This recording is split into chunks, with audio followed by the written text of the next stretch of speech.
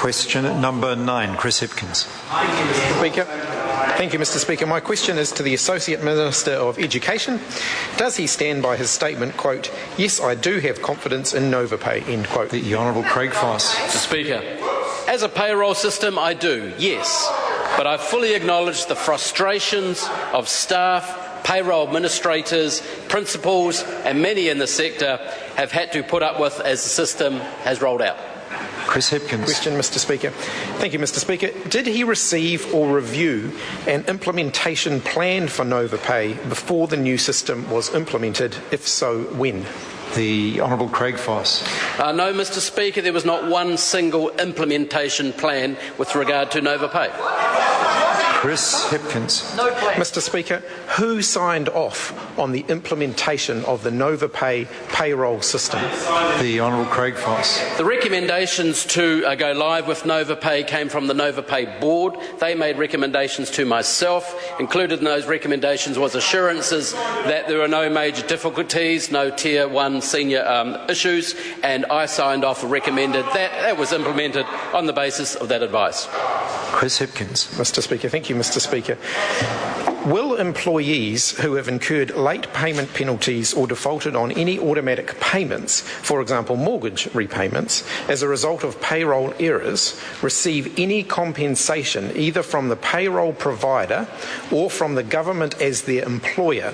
If not, why not? The Honourable Craig Foss. Mr. Speaker, the Ministry has already made it clear that individual staff in the education sector who have suffered some economic issue because of their pay being not paid, underpaid or something like that, then they are able to contact the Ministry and or their school officer and they will be investigated and addressed. Point of order, Chris Hipkins. Mr. Speaker, the Minister didn't answer the question. He said that it would be investigated. I asked specifically whether they would be compensated. His final words were "and addressed." His final words were they'll be investigated and addressed. And addressed, okay, one presumes, meaning something. The member can dig further into what addressed means, I imagine. All right, thank you, Mr. Speaker. We'll have another go. Mr. Speaker, supplementary. Order.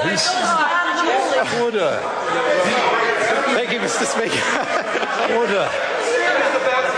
Order. You can see the. Can I call on the attorney? Okay. We can see the disorder the House gets into sometimes with unhelpful interjections. Chris Hipkins, please. Order, Mr. Speaker. Point of order, Chris Hipkins. Mr. Speaker, I've actually just, while we've been dealing with that, I had an opportunity to review the question that I asked previously. I didn't use the words addressed at all. No, I asked whether there would be any compensation. No, the member asked whether they'd be compensated, and the Minister's answer was the problems for an individual would be investigated and addressed. Now, addressed usually means doing something about it, but that can be explored further, I think. Supplementary question, Chris Hipkins. To the Associate Minister, will addressing the problem that has been identified by those employees who may have incurred late penalties or fines, etc., as a result of defaulting on payments, include paying them financial compensation? The Honourable Craig Foss. Mr. Speaker, no decisions about compensation have yet been made. Supplementary question, Chris Hipkins. Thank you, Mr. Speaker. Can he give employees reliant on Novopay an assurance that they will receive their correct holiday pay prior to Christmas? And if not, what action is he taking to ensure that this happens? The Honourable Craig Foss. Mr. Speaker, I have an assurance, and the Ministry of Education have issued a press release that they assure all those in the education sector that they will be paid as part of the normal end of year, start of year, holiday pay, etc. They give that assurance in the name of the Secretary of Education and the Ministry of Education. Question number 10, Jackie Dean. Yes, thank you, Mr. Speaker.